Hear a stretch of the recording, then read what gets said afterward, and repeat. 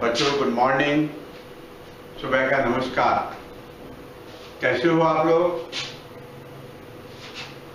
अच्छा, तो बच्चों आज हम थोड़ा सा अलैंगिक प्रजनन के बारे में बात करेंगे। हमने पहले आपसे बात की थी लैंगिक प्रजनन की।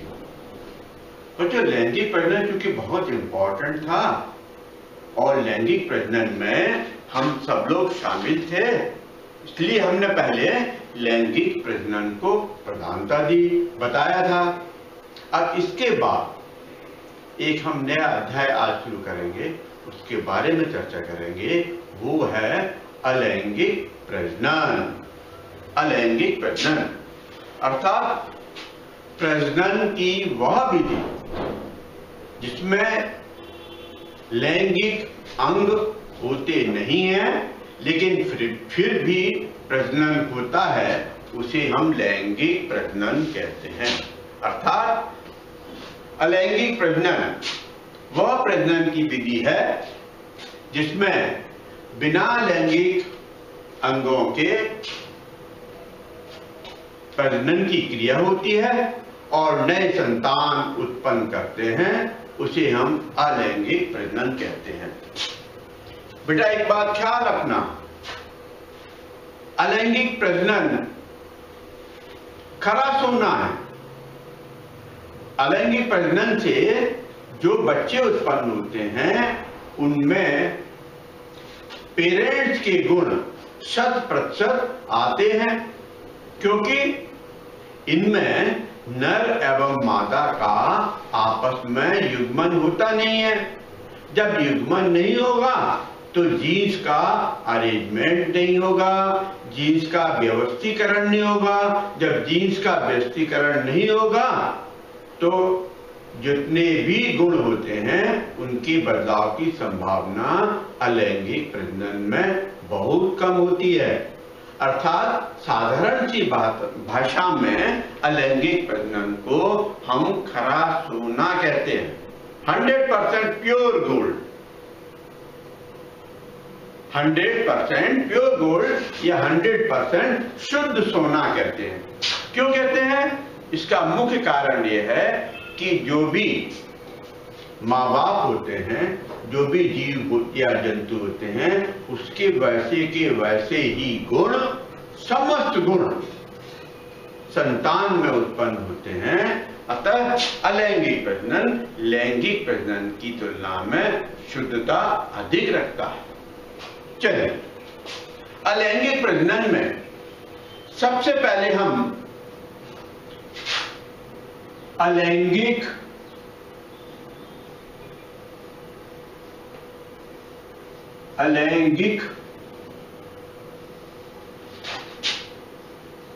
प्रजनन में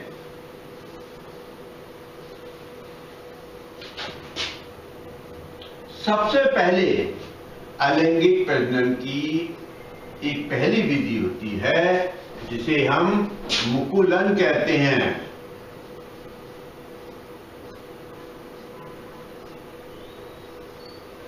जिसे हम मुकुलन कहते हैं। इस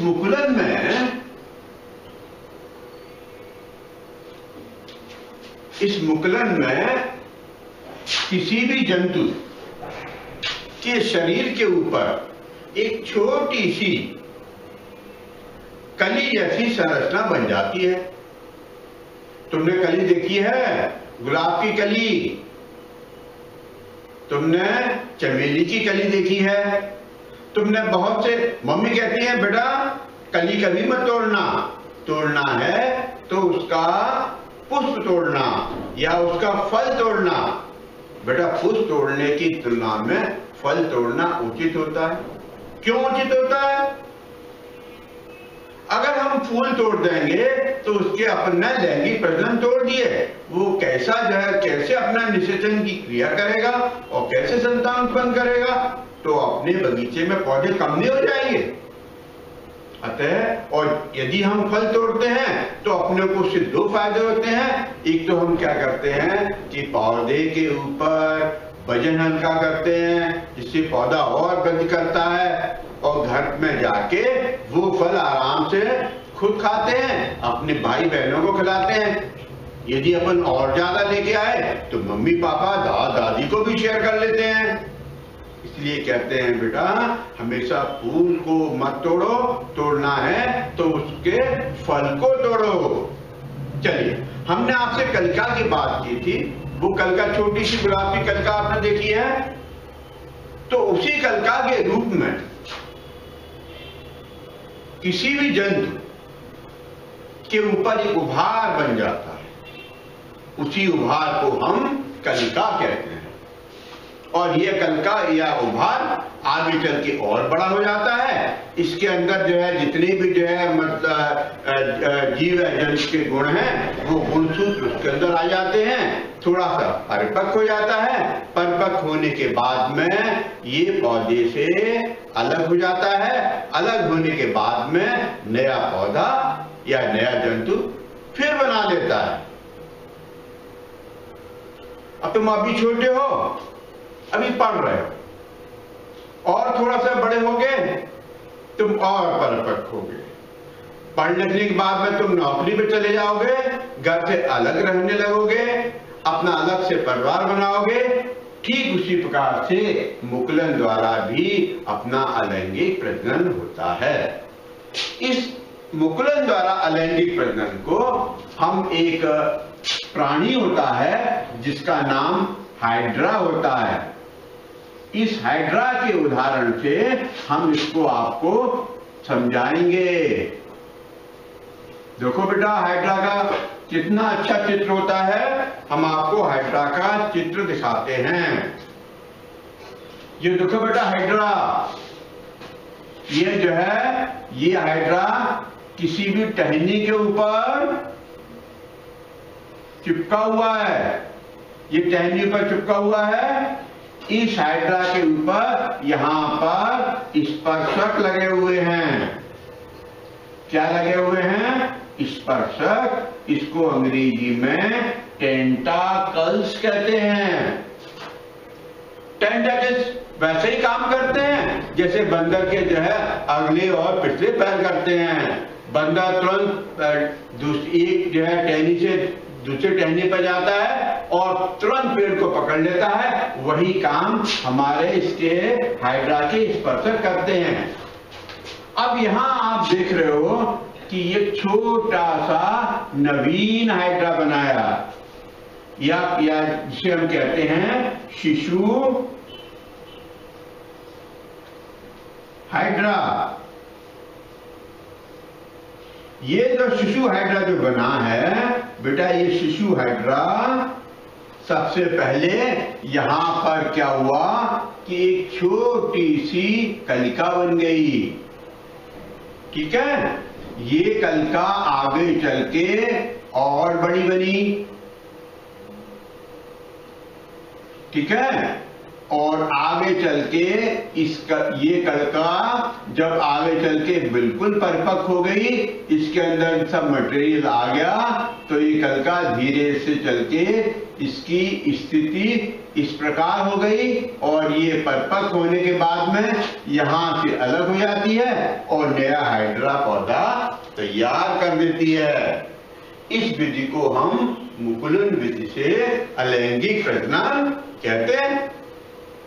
ठीक है, और इसका यदि आपको अगर हाथ का बना हुआ चित्र देखना है तो मैं आपको इसका हाथ का बना हुआ चित्र दिखाता हूं।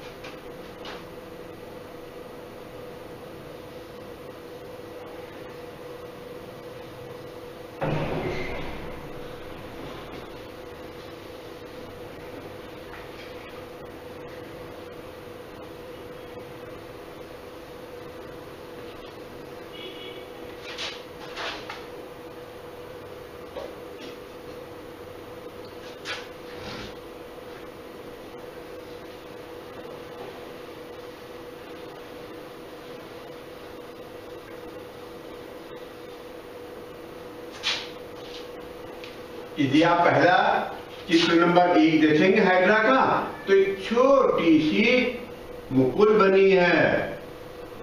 ये छोटी सी मुकुल है, बहुत छोटी सी, ठीक है। ये आगे चल के देखो, ये मुकुल बड़ी हो गई, इसको हम बोलते हैं बड़ी मुकुल।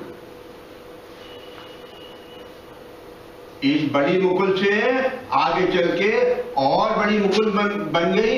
इसके अंदर सब पदार्थ आ गए जो कि इस हाइड्रा के अंदर मौजूद थे।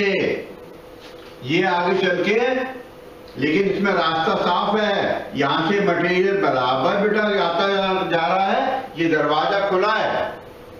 लेकिन जैसे ही ये परिपक्व हो गया, ये जैसे ही परिपक्व हो गया, इसके पुराने वाले हाइड्रा ने इसका अंदर आने का रास्ता बंद कर दिया और कह दिया बेटा अब तुम पढ़ लिख के बड़े हो गए हो, तुम अब नौकरी करने लगे हो, अपने जाके अपना जो है खुद मकान लो, अपना खाना बनाओ, खाना खाओ। ये आगे चल के दोबारा से नए पौधे में ये नवीन हाइड्रा बन गया और नवीन हाइड्रा बनने के बाद में अपना वैसे ही जीवन यापन करने लगा जैसे कि इसके माँ बाप करते थे। इस प्रकार का मुकुलन हाइड्रा में होता है, ठीक है। हमने बेटा एक बात तुमको कल और बताई थी, बर्थडे पे अपन केक खाते हैं, केक में क्या करते हैं, मम्मी जो है खमीरा डालती हैं, जिसे हम जो है खमीरा ईस्ट को कहते हैं। ईस्ट में भी इसी प्रकार का मुकुलन के द्वारा अलैंगिक प्रजनन होता है, ठीक है। समझ में आया? चलिए अब हम अलैंगिक प्रजनन का या अलैंगिक प्रजनन की दूसरी विधि देखते हैं। तो पहली कौन सी विधि हुई? मुकुलन विधि। उदाहरण हाइड्रा और खमीरा। खमीरा बेटा याद रखना है तो हमेशा केक से याद रखना, ठीक है। बर्थडे की केक से भूलना नहीं। अब हम दूसरा देखते हैं अलैंगिक प्रजनन। बहुत अच्छी सी विधि है जिसे हम कहते हैं खंडन विधि। खंडन विधि, खंडन विधि द्वारा अलैंगिक प्रजनन बहुत साधारण सा। तुम्हारे घर में छोटा तुम्हारा भाई है, छोटी बहन है ना, ठीक है। मम्मी बाजार जाती हैं, एक बड़ा अच्छा सा खिलौना उसको खरीद के लाती हैं, ठीक है। समझ में आया? बड़ा सा एक हाथी खरीद लाई मम्मी। चलो हाथी छोड़ो, कार की बात कर लेते हैं। मम्मी बड़ी कार खरीद के लाई और छोटे से तुम्हारा जो भाई बहन है उसके सामने रख दी। अब वो क्या करेगा? उस कार को थोड़ी देर तक देखता रहेगा। देखने के बाद में उसका जो है पहिया अलग निकाल के डाल देगा, उसका इंजन जो है अंदर वो निकाल के बाहर डाल देगा, बाहर का कवर उठा के बाहर फेंक देगा, नीचे का कवर निकाल के बाहर फेंक देगा। तो इसको हम कहते हैं खंडन, ठीक है। इस विधि को हम कहते हैं खंडन। किसी भी बनी बनाई चीज को तोड़ देना, इस विधि को हम खंडन कहते हैं, ठीक है। यदि जो है तुम्हारे भाई बहन ने, छोटे भाई बहन ने कार को 2 भागों में सिर्फ तोड़ के फेंका है तो उसे हम कहते हैं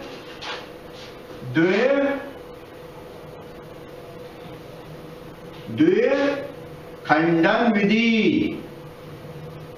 द्विखंडन विधि बेटा हमने फिर तुमको याद रखना, यदि तुम्हारे छोटे भाई बहन ने कार को 2 भागों में ही तोड़ा है तो इस विधि को हम कहते हैं द्विखंडन विधि।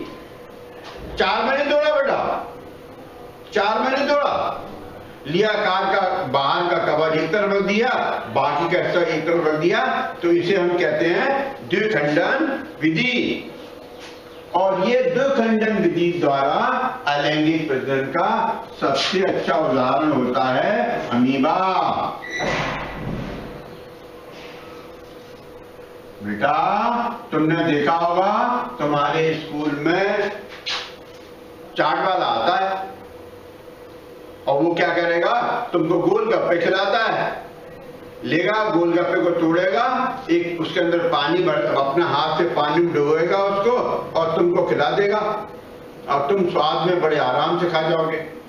चलिए, आपने स्कूल में गोलगप्पे खा लिए, ठीक है, अपने दोस्तों के साथ खा लिए, अब घर आ गए। घर आके मम्मी को बताया, मम्मी मेरे पेट में दर्द हो रहा है। मम्मी कहेंगी तुमने क्या खाया बेटा?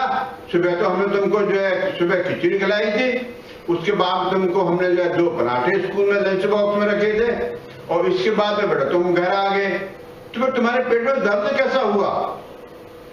तुम क्या करोगे, थोड़ी देर तक सोचोगे कि मम्मी को कुछ बताए नहीं, बिना बताए काम चल जाए। लेकिन घर की मम्मी होती हैं, वो पूरा डॉक्टर होती हैं। वो उन्होंने कहा बेटा सही बताओ तुमने स्कूल में क्या खाया था? आखिर में तुमको बताना पड़ा, मम्मी हमने गोलगप्पे खाए थे। जब तुमने कहा मम्मी से हमने गोलगप्पे खाए थे, मम्मी ने तुरंत समझ लिया इनके पेट में दर्द इन्हीं गोलगप्पों की वजह से हुआ। अब प्रश्न ये आता है, गोलगप्पे से पेट में दर्द क्यों हुआ? गोलगप्पे खाने से पेट में दर्द इसलिए हुआ कि गोलगप्पे के पानी में अमीबा महाशय मौजूद थे, अमीबा जंतु मौजूद था। वो तुम्हारे पेट का इंतजार कर रहा था, तुमने उसको खा लिया, तुम्हारे पेट में जाके वो आराम करने लगा और आराम करने के साथ में अब उसने अपनी संतान बढ़ाना शुरू कर दी। ठीक है, जब संतान बढ़ाएगा तो उस अमीबा ने क्या किया, अपने अलैंगिक प्रजनन के द्वारा संतान बढ़ाई। अब अमीबा द्विविखंडन से किस प्रकार से अलैंगिक प्रजनन करता है उसको हम बेटा तुमको चित्र के द्वारा समझाते हैं, उसको हम चित्र द्वारा समझाते हैं।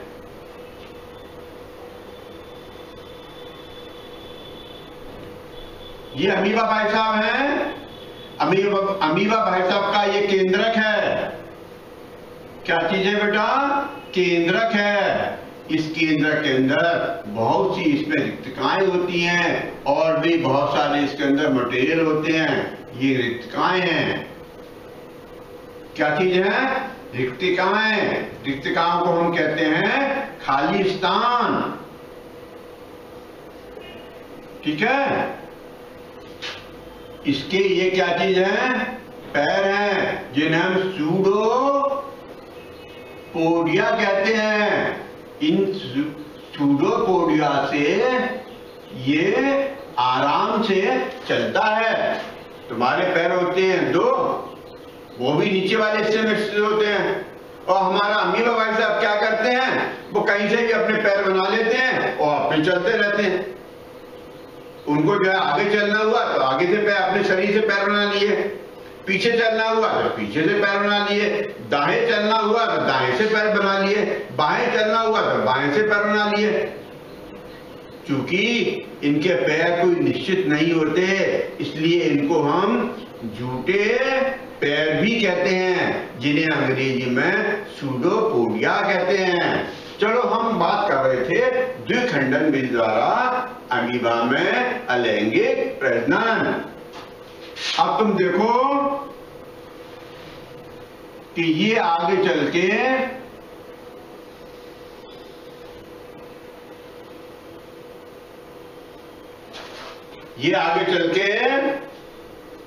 इसने जो है क्या किया, अपने जो है ये देखो, ये 1 है, ये 2 में बढ़ गया और धीरे धीरे 2 से ये 1 से इसके 2 शरीरों में बढ़ गया है। देखो 2 शरीर बन गए।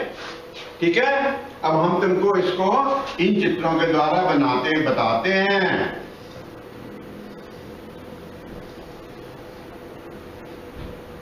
ये देखो, एक शरीर धीरे से यहां पे संकुचन होना प्रारंभ हुआ। ठीक है, छोटी सी संकुचन या दबाव आना दोनों साइड से। इसकी बाहरी जो है दीवार पर, अमीबा की बाहरी जो दीवार होती है उस पर वजन पड़ना शुरू हुआ। ये वजन और गहरा हो गया, लिहाजा इसका पार्टीशन और बढ़ गया। इसके बाद में ये आगे चल के पार्टीशन और गहरा हो गया और इस तरीके से एक अमीबा से ये दो अमीबा बन गए। लेकिन अभी इन दोनों में दोस्ती है, ये अलग अलग नहीं हुए हैं, क्योंकि इनको अपने खाने पीने का बराबर से आदान प्रदान करना होता है। ठीक है। अब आगे चल के जब इनके सब चीज की मात्रा का आदान प्रदान पूरा हो गया तो ये दोनों आपस में अलग हो गए और अलग होने के बाद में इन दोनों ने दो नवीन अमीबा बना दिए। दो नवीन अमीबा बना दिए। ठीक है। क्योंकि एक अमीबा से आगे चलकर सिर्फ दो ही नवीन अमीबा बने हैं, इसलिए इसे हम द्विखंडन विधि कहते हैं। दो खंडों में विभाजित। हमारे मकान का अगर बराबर से एक बीच में दीवार डाल दी जावे तो उसके दो मकान बन जाएंगे, दो नवीन मकान बन जाएंगे। ठीक उसी प्रकार से अमीबा में द्विखंडन विधि द्वारा अलैंगिक प्रजनन होता है। ख्याल रखना बेटा। फिर भी हम तुमसे कहते हैं, अगर तुम चाहते हो कि तुम्हारे पेट में दर्द नहीं हो, तुमको डॉक्टर के पास नहीं जाना पड़े, मम्मी की डांट नहीं सहना पड़े, पापा की डांट सही नहीं सहना पड़े, कभी भी स्कूल के बाहर चाट या पानी के गोलगप्पे नहीं खाना। और यदि खाओगे तो वही द्विखंडन विधि द्वारा अमीबा तुम्हारे शरीर में आ जाएगा, प्रजनन करेगा और तुम्हारे पेट में दर्द उत्पन्न करेगा। बेटा इस चीज का सबसे ख्याल रखना। चलिए अब हम इस खंडन विधि के ही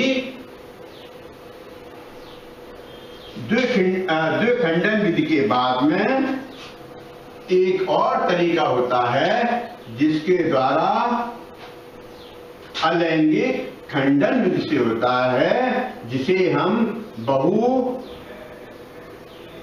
खंडन विधि कहते हैं। और इस बहुखंडन विधि को हम आपको समझाएंगे प्लाज्मोडियम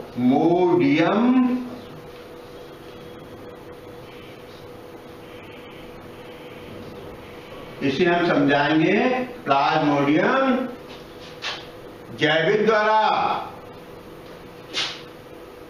अमीबा से बेटा ख्याल रखना, प्लाज्मोडियम अमीबा से ज्यादा और होशियार है। प्लाज्मोडियम क्या करेगा कि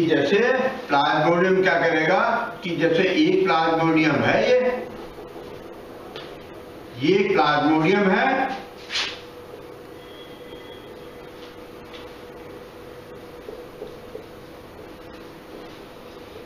यह एक प्लाज्मोडियम है।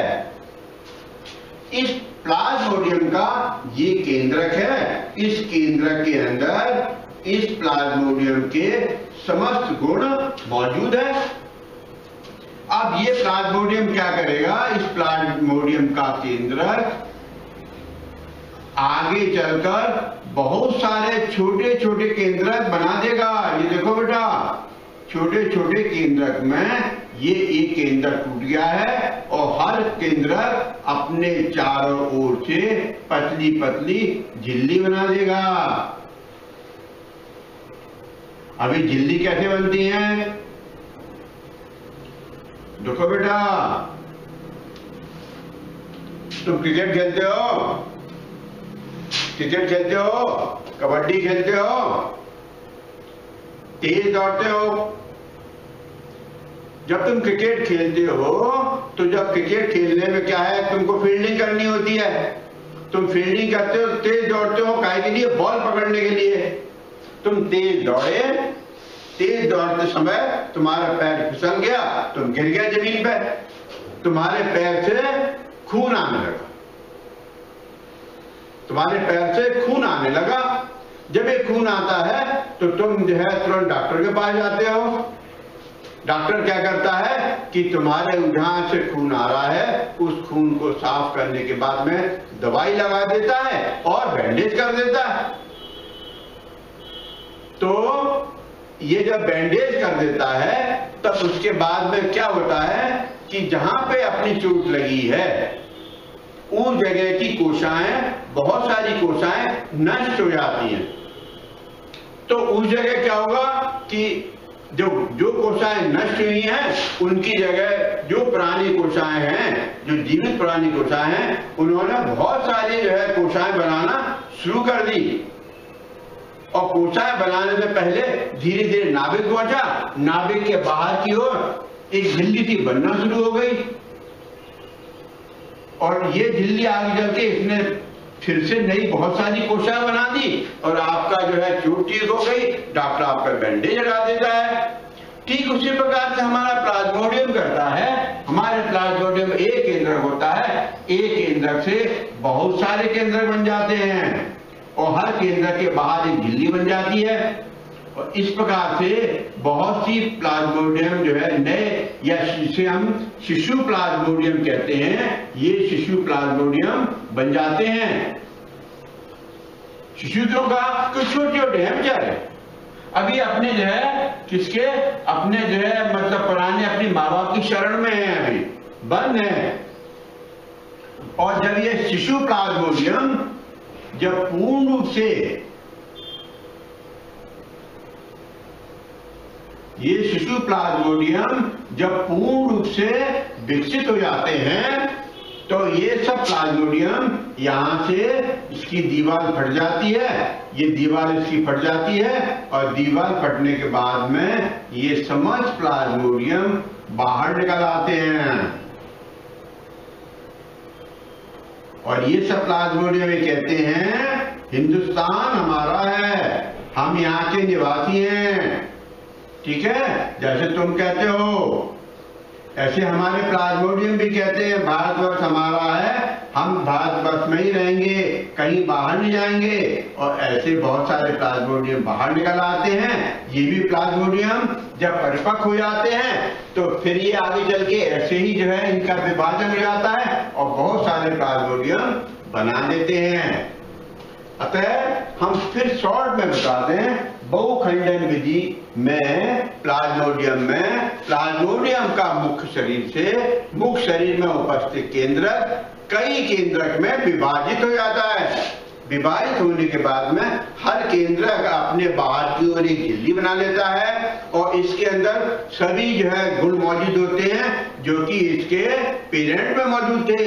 और जब ये परिपक्व हो जाते हैं तो पुराने शरीर की जो है झिल्ली फट जाती है और बहुत सारे ये बाहर निकल आते हैं। क्योंकि इनकी संख्या बहुत होती है इसलिए इसे हम बहुखंडन विधि कहते हैं। समझ में आया? ठीक है, चलिए अब तीसरे प्रकार का जो अलैंगिक प्रजनन है वो अलैंगिक प्रजनन है पुनर्जनन।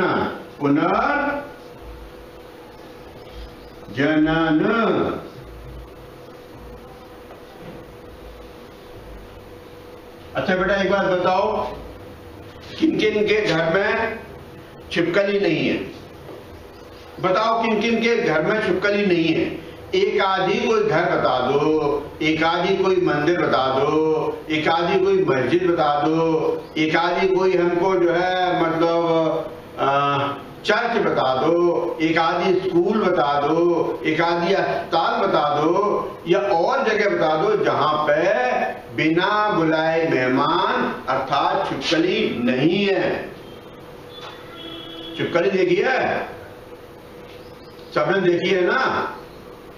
अच्छा बताओ छिपकली जो है, छिपकली का रंग कितनी तरह का होता है? अरे छोड़ो, छिपकली के रंग की बातें नहीं करते हैं, अपन अपने रंग की बात करते हैं। अपना रंग कितने प्रकार का होता है बेटा? 2 प्रकार का, एक तो गोरा और काला। छिपकली भी यही बात कहती है कि हमारे पास भी 2 तरह के प्राणी हैं, एक तो काली छिपकली है और एक सफेद छिपकली है। ठीक है बेटा, ख्याल रखना, हमेशा याद रखना, इन छिपकली में कभी कोई दांत नहीं होते हैं, बिना दांत की होती है। यदि सफेद छिपकली आपको काट लेती है तो आपको कोई नुकसान नहीं होगा, लेकिन काटेगी कैसे? सीधे दांत नहीं होते, उसके जबड़े इतने पैने होते हैं कि वो दांत के बराबर का काम करते हैं। उसके जबड़े इतने पैने होते हैं कि उससे दांत के बराबर काम करते हैं। लेकिन काली छिपकली बेटा बहुत खतरनाक होती है। काली छिपकली बहुत जहरीली होती है। यदि काली छिपकली काट लेती है तो आपको तुरंत ही डॉक्टर के पास जाना चाहिए, तो उससे आपको जहर फैलने की संभावना होती है। चलो ठीक है, हम तो यहां बात कर रहे थे पुनर्जनन अलैंगिक प्रजनन की, और ये सर ने क्या बात कर दी छिपकली के काटने की। हमने इसलिए छिपकली आपको बताई है कि हमारी छिपकली बहन जी पुनर्जनन का कार्य करती हैं। कैसे? तुमने देखा होगा कि छिपकली जो है दीवार के ऊपर चढ़ी रहती है।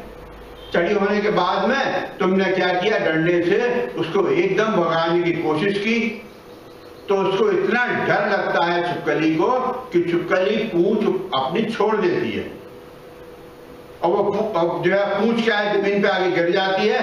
तो तुम्हारा ध्यान छिपकली की नाव ओर होके तुम्हारा ध्यान जाता है उसकी पूंछ की ओर।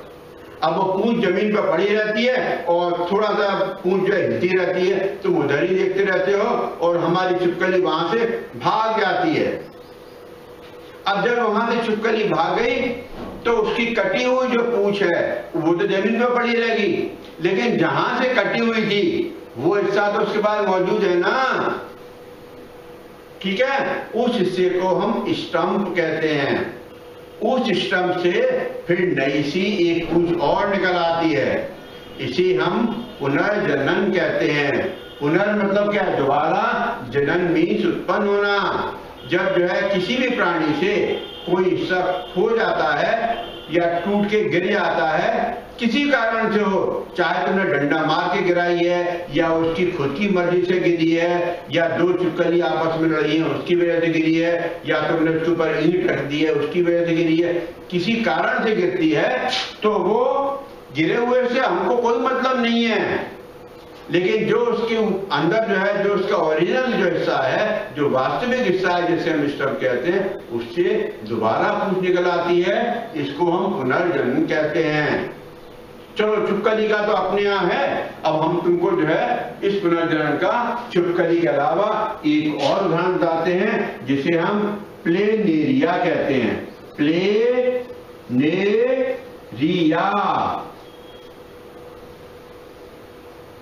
प्लेन होता है ना, प्लेन में रिया और लगा दो, बात बराबर, याद हो गया।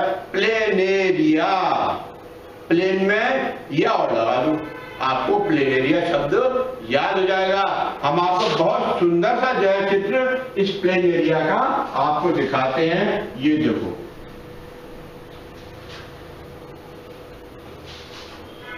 ये प्लेनेरिया है,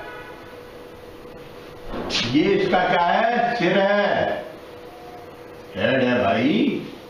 अपना हेड कहाँ है? अपने हेड वो हिस्सा है जिसमें बाल हैं, आंखें हैं, नाक है, कान है, ठीक है, और मुंह जरूर है। मुंह जो है भूल जाओ तो फिर खाना कैसे खाओगे बेटा? मुंह होना बहुत जरूरी है। आंखें भी बहुत जरूरी है, आंखों नहीं हो तो देखोगे कैसे? कान जरूरी है, कान सुनोगे कैसे? ठीक है, और नाक तो बहुत ही ज्यादा जरूरी है, नाक नहीं है तो सांस कैसे लोगे? तो वैसे ही इसका यहाँ सिर होता है, ये सिर नुकीला होता है, यहाँ इसकी दो आंखें होती हैं। बाकी का ये पूरा इसका शरीर होता है, और पीछे इसकी क्या होती है? पूंछ होती है, पीछे पूंछ होती है। ये प्लेनेरिया का शरीर किसी भी कारण से कई हिस्सों में टूट जाता है। कैसे टूटता है ये हम आपको बताते हैं।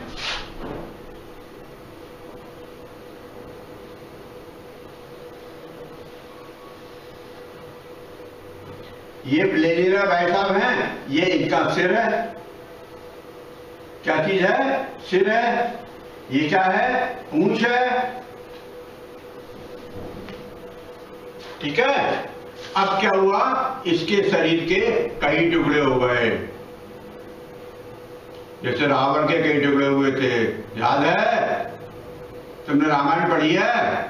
तुम्हारे दादा दादी तुमको कहानी सुनाते हैं कि जब रामचंद्र जी ने रावण को मारा था तो इसके शरीर के कई टुकड़े हुए थे। वैसे ही इस प्लेनेरिया के 1, 2, 3, 4 टुकड़े हो गए। 4 टुकड़े होने के बाद में इसके हर टुकड़े ने या हर हिस्से ने दोबारा से नया प्लेनेरिया बना दिया, हर टुकड़े ने। ये देखो आश्चर्य की बात, ये बीच वाला हिस्सा है, इस बीच वाले हिस्से ने भी आगे चल के ये नया सा प्लेनेरिया बना दिया। ये सर के पास वाला हिस्सा है, इसने भी आगे चल के एक नया सा प्लेनेरिया बना दिया। और ये भी आगे चल के, सर तो है ही भाई, सर तो है ही, सर ने भी क्या किया? आगे चल के पूरा का पूरा प्लेनेरिया बना दिया।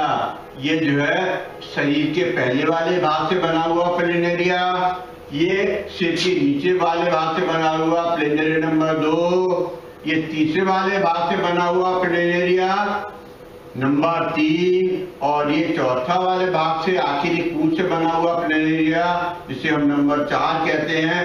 इस प्रकार से एक प्लेनेरिया से 4 प्लेनेरिया बन गए। इसे ही हम पुनर्जनन की क्रिया कहते हैं। ये अलैंगिक की बहुत अच्छी प्रक्रिया है।